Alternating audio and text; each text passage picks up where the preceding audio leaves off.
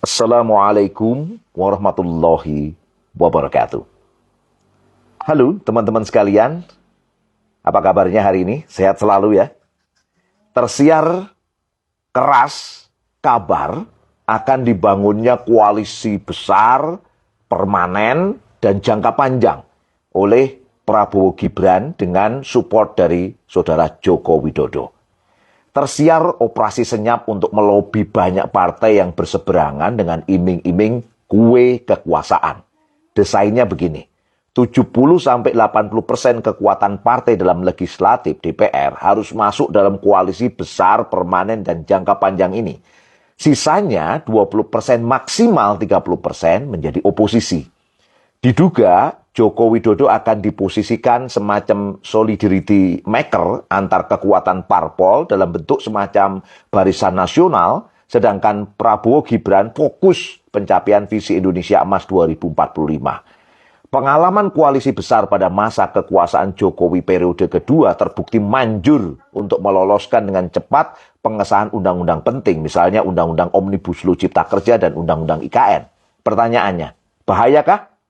Nek bosone wong Jawa Timuran itu nggak bahaya tah? Saya jawab jelas dan terang, sangat berbahaya. Sekali lagi, sangat berbahaya. Apa alasannya? Begini penjelasannya. Bahaya yang pertama, koalisi besar, permanen, dan jangka panjang ini berpeluang sangat besar melahirkan kekuasaan yang otoriter seperti Orde Baru. Muncul oligarki politik kekuasaan. Mengambil istilah Sokrates yang diperkuat oleh Plato dan Aristoteles bahwa demokrasi akhirnya melahirkan para demagog yang berujung pada kediktatoran. Yang lahir akhirnya hukum besi oligarki, hukum besi para elit pada rakyatnya.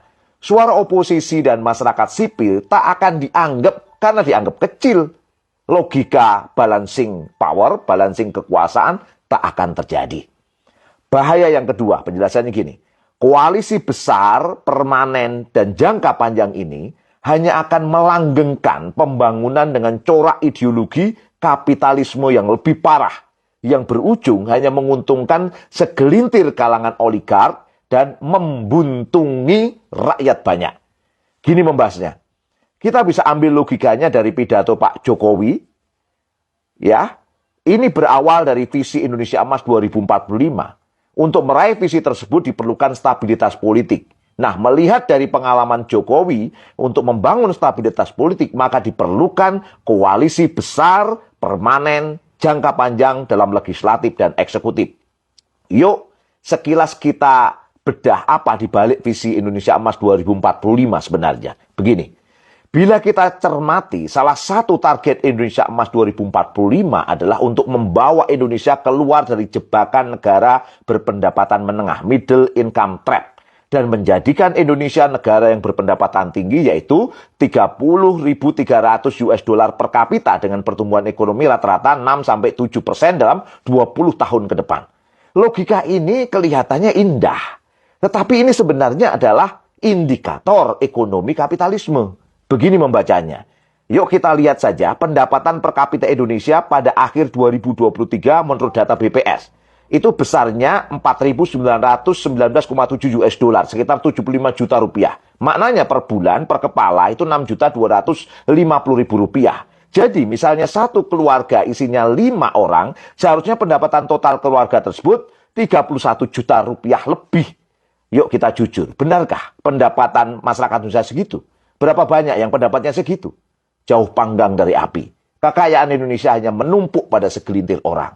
Jadi, kalau pendapatan per kapita nanti di tahun 2045 adalah 30.300 US dollar, maknanya per kepala, per bulan, lebih dari 38 juta rupiah. Tetapi saya yakin faktanya akan sama dengan kondisi saat ini yang menikmati hanya segelintir kalangan. Mengapa ini terjadi?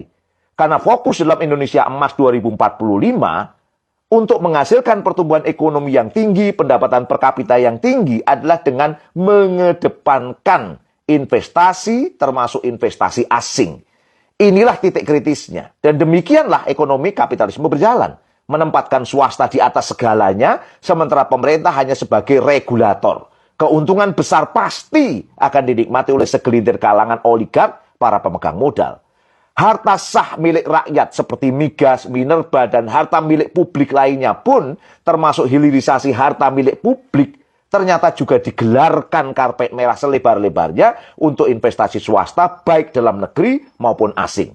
Inilah corak pembangunan dengan basis ideologi kapitalisme. Sumber daya milik publik diliberalisasi demikian rupa, keuntungan besar untuk segelintir kalangan, yaitu para oligark, para kapitalis pemegang modal, para investor. Sementara rakyat hanya mendapatkan tetesan kecil keuntungan melalui mekanisme trickle-down effect. Limpahan bonus demografi pun hanya untuk mensupport kebutuhan buruh dengan upah murah. Ini jelas kedoliman yang luar biasa. Kedoliman yang luar biasa. Jadi, saya membaca wacana dan nafsu mewujudkan koalisi yang besar, permanen, jangka panjang ini hanyalah demi melanggengkan ideologi kapitalisme yang menguntungkan segelintir pemodal, pola oligark. Sementara rakyat hanya berebut remah-remah kue kekuasaan. Semoga dipahami bahaya besar di balik rencana koalisi besar, permanen, dan jangka panjang ini. Waspadalah, waspadalah. Assalamualaikum warahmatullahi wabarakatuh.